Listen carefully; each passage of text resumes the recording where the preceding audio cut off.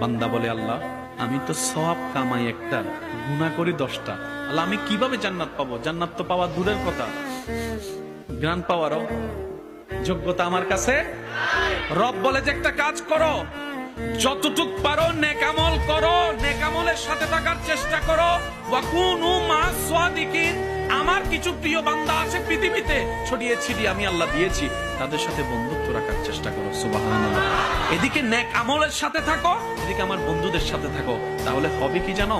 যারা শয়তানকে পরাজিত করে নিজেকে পবিত্র করেছে, তাদের সাথে থাকতে থাকতে সৎসঙ্গে স্বর্গবাস, অসৎসঙ্গে সর্বনাশ। দেখবা তোমারও আস্তে আস্তে একদিন ওই শয়তানের পাল্লা থেকে মুক্তি হওয়ার রাস্তা হয়ে যাবে। তোমার লস প্রজেক্ট আস্তে আস্তে কমে আসবে। তখন তোমার ওই বেনিফিটটা অল্পটাই তোমার জন্য অনেক বেশি হয়ে যাবে। বলেন সুবহানাল্লাহ। বলেন, কথা কি বুঝে আসছে?